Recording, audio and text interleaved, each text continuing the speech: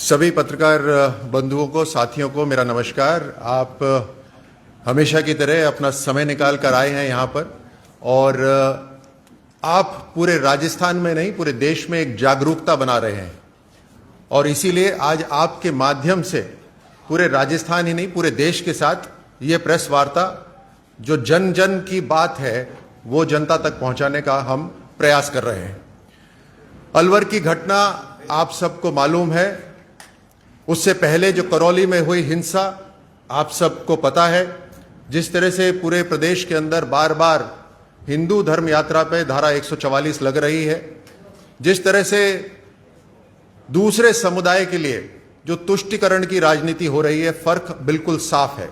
लेकिन मैं इन सब पे बात करने से पहले सीधा अलवर पर आता हूं। अलवर में एक 15 साल पुरानी गौशाला जिसमें 300 से 400 गायें, जो रजिस्टर्ड गौशाला थी, हनुमान गौशाला को तोड़ दिया गया है। अभी राजस्थान सरकार ने एक आदेश निकाले हैं कि कोई भी गौ पालन नहीं कर सकता, लाइसेंस की जरूरत है।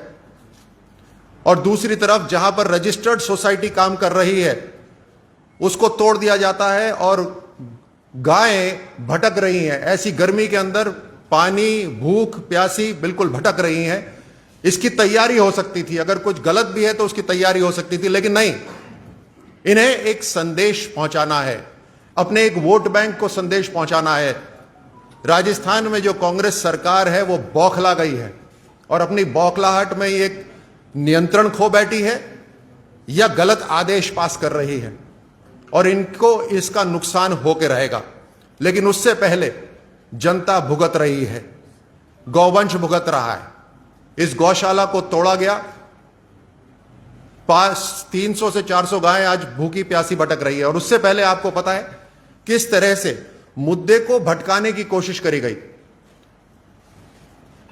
बार बार जो आरोप है वो भाजपा के ऊपर लगाया जा रहा है। आज आपके प्रेस कॉन्फ्रेंस के माध्यम से मैं बिल्कुल स्पष्ट करना चाहता हूं कि जो बात बार बार रखी जा रही है, जो प्रेस कॉन्फ्रेंस कांग्रेस ने करी, उनके मंत्री जी ने बयान दिया, बिल्कुल झूठा बयान है, गलत बयान है। अभी फरवरी के अंदर, 2022 फरवरी के अंदर एक और प्रस्ताव पारित हुआ था, जिस प्रस्ताव के अंदर यह स्पष्ट रूप से कहा गया था कि जो चौड़ाई कर रहे हैं रास्ते की, उसको 60 फीट से 30 फीट कर दिया जाए। जहां जहां जरूरत हो, जरूरत के हिसाब से उसको 30 फीट कर दिया जाए। पहली बात। दूसरी बात, यह स्पष्ट है कि प्रस्ताव में कहीं पे भी मंदिर का नाम नहीं है, मंदिर को तोड़ने की, मंदिर को हटाने का कहीं पे भी नाम नहीं है। तीसरी बात, इनके कानूनों में लिखा हुआ है कि जहां जहां अगर अतिक्रमण भी है, अगर विकास के लिए सड़क बननी है, अगर वहां पे कोई भी धार्मिक स्थल है तो उसके लिए सही लेवल तक बात उठाई जाएगी और ये पुलिस की इजाजत के बगैर नहीं हो सकता, ये प्रशासन के सीनियर अधिकारी के इजाजत के बगैर नहीं हो सकता। चौथी बात, ये कार्रवाई द्वेषपूर्वक करी गई है। अलवर के अंदर जो जमीनी जो इंफॉर्मेशन हमारे पास आ रही है वो यही है कि वहां पर लोकल विधायक जो कांग्रेस के हैं, ये भेदभावपूर्ण, द्वेषपूर्ण रिवेंज के तौर पर बदला लेने की भावना से करी गई है कि मुझे वोट नहीं देते, मैं ये करूंगा। और ये राजस्थान के अंदर अलग अलग विधानसभाओं के अंदर सब लोग इससे वाकिफ हैं, इससे परिचित हैं कि कांग्रेस की किस तरह की मंशा है। अलग अलग जगह पर, अलग अलग स्थानों पर ऐसा ही हो रहा है, बदले की भावना से राजनीति हो रही है। तो यहां पर जो निर्णय लिया गया वो बिल्कुल द्वेषपूर्वक निर्णय लिया गया। यह कार्रवाई इस समय हुई जब वहां पर कोई कलेक्टर नहीं था। पुराना कलेक्टर बाहर जा रहा था, नया कलेक्टर ने अपनी स्थान ग्रहण नहीं करा था। ऐसे समय पे क्या जल्दी थी इनको कार्रवाई करने की। पांचवी बात, अगर मान लीजिए किसी मंदिर या किसी मस्जिद या किसी को हटाना है तो उसके तौर तरीके हैं, कानून है कि उसको पुनः स्थापना करी जाए, उसको सम्मानपूर्वक हटाया जाए। लेकिन आप सब जानते हैं, विजुअल्स आपके सामने हैं, तस्वीरें आपके सामने हैं, वहां पे पुजारी और वहां के अलवर के लोगों ने आपको बताया होगा किस तरह से मूर्तियों को खंडित करा गया, उनके ऊपर आरी चलाई गई और फिर नालियों में पड़ी हुई ये मूर्तियां मिली। ये सिर्फ संदेश है एक समुदाय को। कांग्रेस राजस्थान के अंदर बिल्कुल बौखला गई है। पूरे देश में से इनके पांव कहीं पे भी नहीं टिके। अभी हर जगह इनका सफाया हो रहा है और इसी कारण एकमात्र जो इनका वोट बैंक है उसको साधने की कोशिश हो रही है और बौखलाहट में गलत निर्णय ले रहे हैं। ये प्रस्ताव की बात बार बार आ रही है, आपके सामने मैंने बिल्कुल स्पष्ट कर दिया कि ये बिल्कुल सिरे से गलत है। एक विधायक का वीडियो भी वायरल है जहां पे वो साफ तौर से कह रहे हैं कि मेरे साथ आ जाओ तो मैं मंदिर को तोड़ने से रुकवा दूंगा। ये किस तरह की धमकी है? औरंगजेब का शासन इससे कुछ अलग नहीं होगा, ऐसा ही होगा।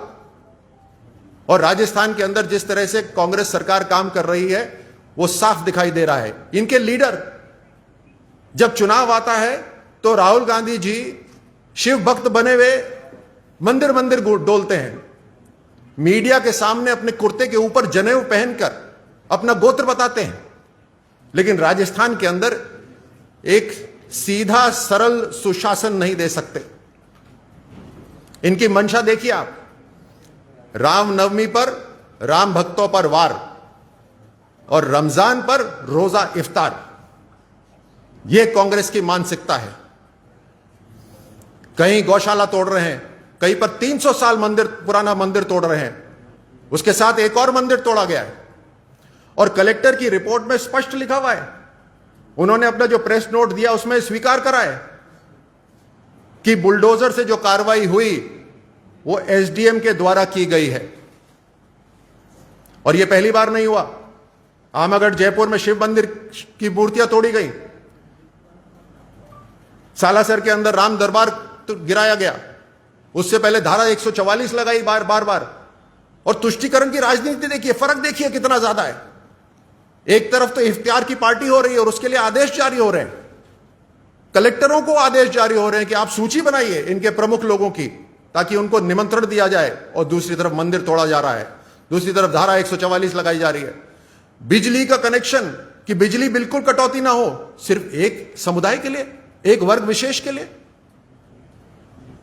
यह सरकार के आदेश कैसे हो सकते हैं? मैं समझ सकता हूं कोई व्यक्ति विशेष करे, कोई संस्था करे, ये सरकार के आदेश हैं कि एक समुदाय के लिए, एक धर्म विशेष के लिए, क्योंकि रमजान है, रोजा है, इसके लिए बिजली कटौती नहीं होगी जहां पे भी ये बहुसंख्या में रहते हैं।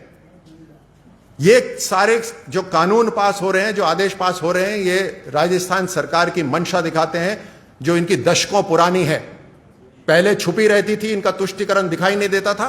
आज आप सबके माध्यम से, सोशल मीडिया के माध्यम से इनकी जो सोच है, इनकी जो हरकतें हैं, वो जग जाहिर हो जाती हैं और इसीलिए इनका सफाया पूरे देश से हो रहा है। लेकिन ये बौखलाए हुए हैं, जिस तरह की ये कार्रवाई कर रहे हैं उसके अंदर, और बार बार आरोप लगाते हैं। आप जब इनके ऊपर आरोप लगा सीधा कि आपने एक वर्ग विशेष के लिए कैसे कानून, एक आदेश निकाला कि बिजली कटौती नहीं होनी चाहिए, तो बोलते हैं वो तो अधिकारी की गलती है।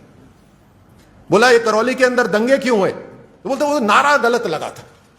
और नारा कौन सा था? जय श्री राम का नारा। किसने बोला ये बात? और कोई मामूली व्यक्ति नहीं, राजस्थान के गृह मंत्री, जो राजस्थान के मुख्यमंत्री भी हैं, वो कहते हैं बॉडी लैंग्वेज सही नहीं थी, नारा गलत था। यानी ये कह रहे हैं कि अगर ऐसा नारा लगे जय श्री राम का राजस्थान के अंदर तो दंगे होने चाहिए। क्या ये कहना चाहते हैं मुख्यमंत्री साहब? राजस्थान को तालिबान बना दिया। एक सरल सच्चा हमारा प्रदेश, जहां पर जो बहादुरी के लिए जाना जाता था, जो महिलाओं के मान सम्मान के लिए माना जाता था, वहां पर आज हम नंबर 1 बने हुए हैं पूरे देश के अंदर। महिला उत्पीड़न के अंदर नंबर 1, जैसे कि कोई मुकाबला हो रहा हो, कितना गिर सकते हैं। पानी घर घर तक पहुंचाने में बिल्कुल विफल हो रहे हैं, उसमें नंबर लास्ट। पूरे जितने भी देश के अंदर प्रदेश हैं उसमें सबसे लास्ट, लेकिन नंबर 1 दलितों के अत्याचार पे, महिला उत्पीड़न के अंदर। मंदिर तोड़ने के लिए नंबर 1, एक खास समुदाय के लिए जैसे सरकार चला रहे हो, उनको निमंत्रण दे रहे हैं, रोजा इफ्तार पार्टी हो रही है, उनके लिए बिजली कटौती नहीं हो रही है। कौन सी सरकार है भाई? क्या तालिबान सरकार यहां पर आ गई है? ऐसा बिल्कुल नहीं चल सकता। हमारी एक फैक्ट फाइंडिंग टीम अभी अलवर गई थी, उनके बयान भी मीडिया के सामने हैं। उन्होंने स्पष्ट रूप से बताया भूखे प्यासे वहां पर बच्चे, बूढ़ी महिलाएं जिनके घर तोड़ दिए गए हैं, तौर तरीके से काम हो सकता था, लेकिन संवेदनशीलता कतई नहीं, सिर्फ संदेश देना है इनको। और वो वोट बैंक भी इनका खिसकता जा रहा है, क्योंकि भाजपा जिस तरह से काम कर रही है, प्रधानमंत्री मोदी जी के नेतृत्व में जिस तरह से काम हो रहा है, वो जानते हैं कि योजना पहुंचाने का अगर किसी ने बीड़ा उठाया है और किसी में हिम्मत है नीचे तक योजनाएं पहुंचाने की, तो वो प्रधानमंत्री मोदी जी हैं जो पहुंचा रहे हैं। केंद्र सरकार की योजनाएं पहुंच रही है। चिरंजीवी योजना, कितने अस्पताल हैं जो चिरंजीवी योजना से इलाज करा रहे हैं? आप गिनती कर लीजिए। आप खुद आज यहां से वापस जाकर, और आपके दर्शकों को मैं बोलता हूं, आप तुरंत इंटरनेट पर जाकर देखिए कि चिरंजीवी योजना के साथ कितने राजस्थान के अस्पताल जुड़े हुए हैं। आपको अचंभा होगा, आपको दुख भी होगा। गिनती के अस्पताल जुड़े हुए हैं चिरंजीवी योजना। कौन सी योजना नीचे पहुंच रही है? सिर्फ तुष्टिकरण की राजनीति हो रही है।